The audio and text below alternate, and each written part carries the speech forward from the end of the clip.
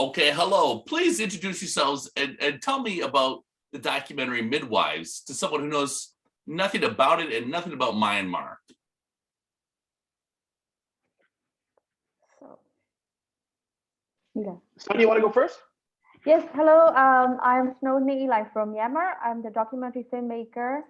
Um, Midwife is my very first feature-length documentary. Um, it is I started this midwife documentary because of the Rohingya conflict happened in my state, the state where I was born in Rakhine State, western part of Myanmar. Because when I was little, like my state was very peaceful and Rohingya Muslim and Buddhist community living and working side by side. But then in 2012, Rohingya conflict was happened and like everything was chaos and ethnic cleansing happened in my state. So that became like really, um, I was very confused about like all these hatreds and like chaos happen in my own state. So that's the reason I wanted to understand what is really inside my state and in Myanmar, because international people are talking about, all these Rohingya people flee to Bangladesh, and like they thought like there is no Rohingya in Myanmar anymore. That's how I hear from outside. But also I wanted to understand how like other Rohingya people living together with Buddhist community. So I went back to Rakhine State, and then I found two midwives, one Buddhist and one Muslim, working together in a Muslim village, and they set up a medical clinic only service for Rohingya community, because there are 60,000 Rohingya Muslims living together with a Buddhist community in Rakhine State. That's how I started.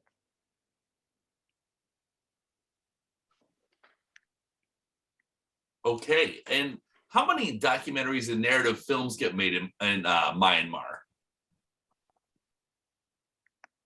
So what do you mean? How many documentaries? Like how many documentaries and films get like come out like per year when you stay in Myanmar?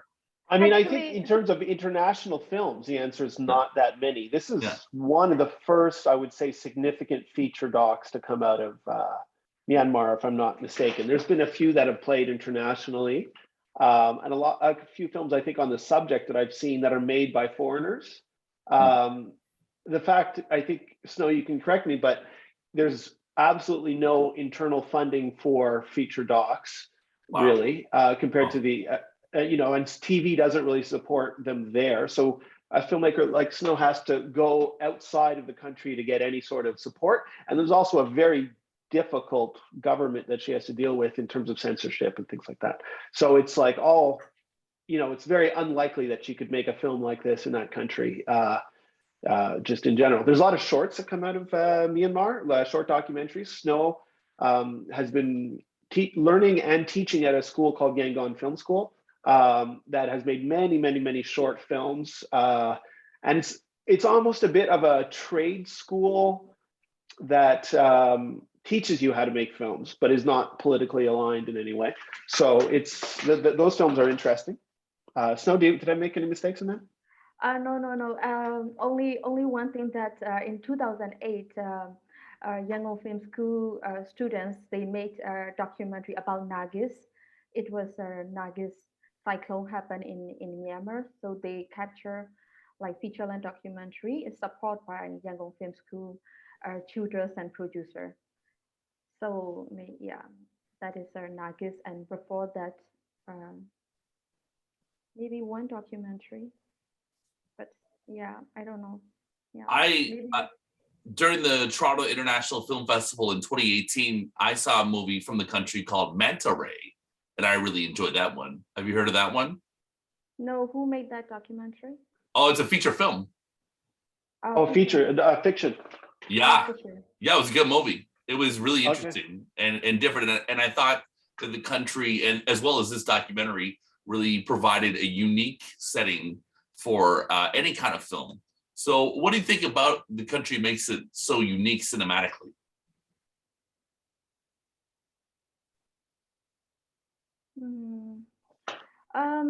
Because our country is really new to international audience. Also, there are like really like very few documentaries and fiction come out from Myanmar. This is also like actually in my country like or we have a very we have talented filmmaker and but somehow we don't have like any support funding from government or anything. But one because we have really diverse story because we have like different ethnic minority groups and like part of Myanmar is very beautiful country. Also, we have a lot of story to tell. So I think whatever film came out from Myanmar, it will be very unique and and strong story to tell to international audience.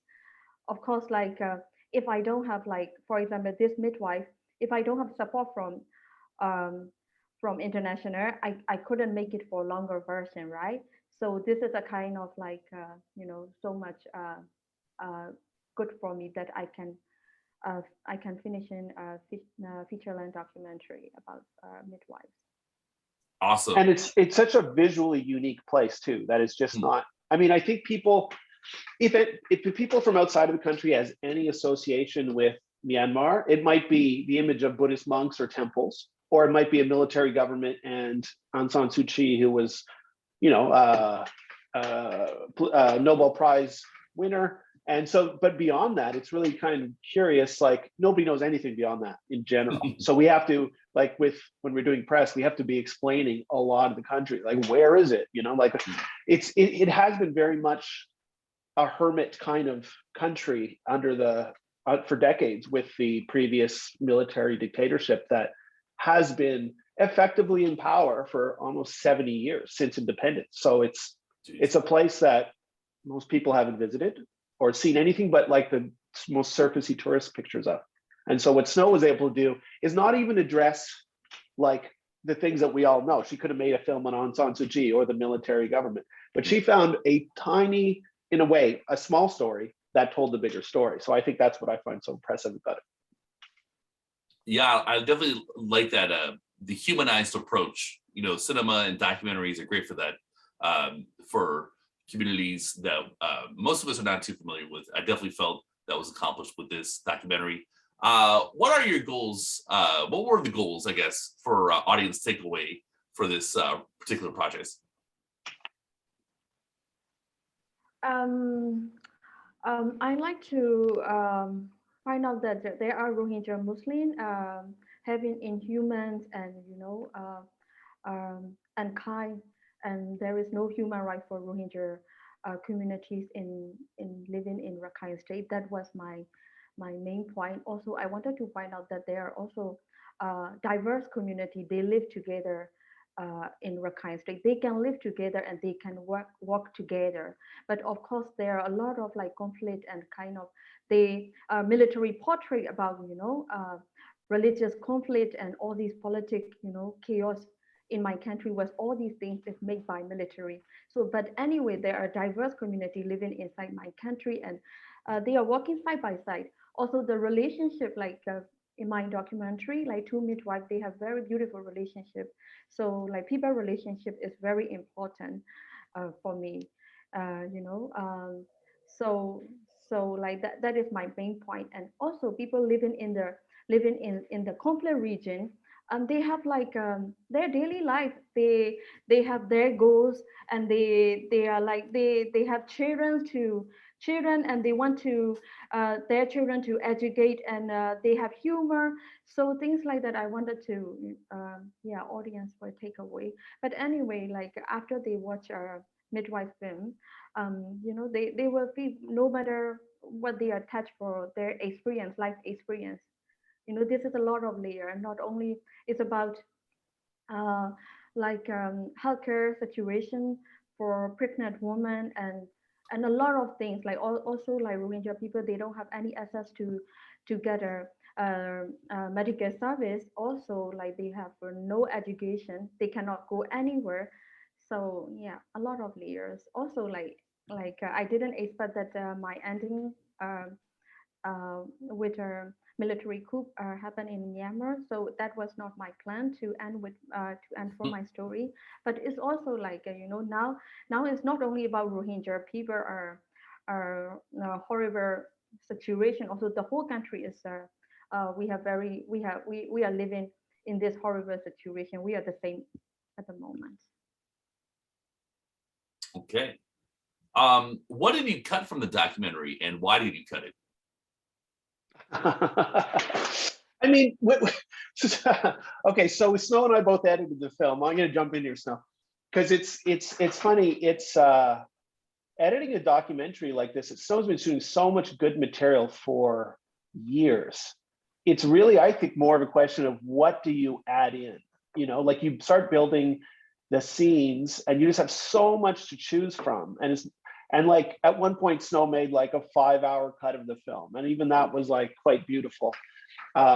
But so it's like there's the shooting ratio is 150 to 1 or something. So it's like there's a couple scenes that we might have trimmed away, but in reality, I think there was like there's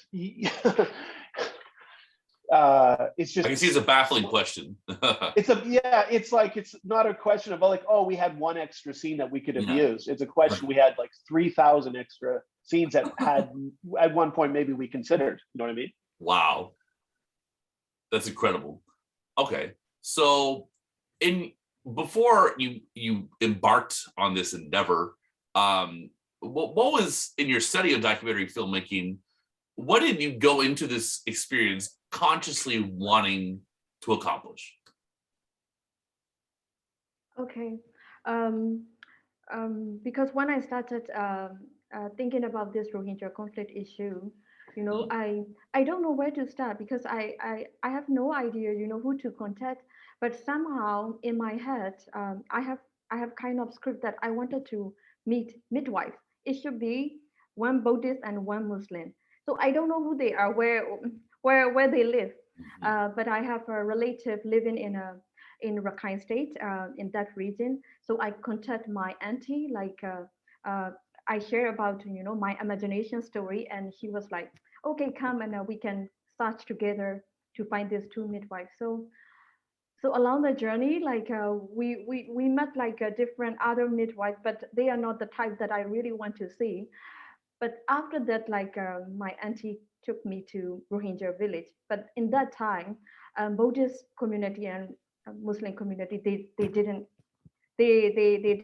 communicate at all. And even like my auntie, she doesn't want to go to Rohingya village. But then somehow I request her, let's go together. I wanted to see two midwives. Then she took me to the clinic where I shoot, and then I found two midwives working together in the same clinic. And also, as soon as I met, I talk with them, like they have very strong two different personality that I saw them. So yeah, it was that's how I started this story. But of course, like accomplish, for me, my idea was like how they live together, and like I want like people to know about this two community can live together no matter what reason. And this Buddhist midwife is really good, really like good person to treating Muslim patient. That was only my idea. But somehow unexpected things happen. For example, like there is civil war happen in that region, and like in that conflict time, how their relationship between two midwives is a kind of like another big layer for my story. Yeah, but anyway, after you watch my film, you will get it more like how I accomplished the whole story. Okay, and sort of a second part or follow-up question. So I asked you kind of what you wanted to accomplish going into it. After the long process of completing the documentary, what are the ultimate lessons from this specific creative endeavor? So you mean like the takeaway the audience we want to have? No. What did, like, you wanted to do something going into the documentary, but what did you learn? What are the big takeaways from actually completing the projects for you personally as filmmakers? Yeah, I get the question. It's sort of like if you go into a documentary and you achieve exactly what you wanted to achieve, then you haven't made a documentary, because you have to be following it as it twists and turns. I think Snow, I'll just give my opinion as somebody who was editing. When Snow first pitched the film, it was quite different and way less nuanced, right? It was about two different midwives who were working together despite the odds, and they had a friendship. What really happened is the conflict in the country became very complex, and then so you had a civil war breakout, you had a genocide, you had COVID, and then you had a military coup during her filming. And Snow actually picked, in the first time, a peaceful village where she wanted to show coexistence, and it then became not peaceful after a while. So she had to make a conflict zone film, and she wasn't trying to make a conflict zone film per se. She was trying to show an example of positive coexistence. And then her two main characters also did not live in complete harmony. They have two very different personalities and different goals. And so she captured a very brilliantly interesting portrait of a female friendship and relationship of two women who have been friends and co-workers and trying to do something important in a very difficult place. But their relationship is very complicated, like mentor-mentee kind of situation. So I think she could not have imagined, maybe you did, Snow, but I don't think she could have imagined like the complex nuance of the storytelling she was jumping in on. Mm-hmm. What do you think, Snow? Yeah. Also, like for me, as a filmmaker, after a long time, I follow these two midwives. They inspire me because even they live in this kind of situation, they have like they are not giving up. They have their goals to make things happen, and they have so many.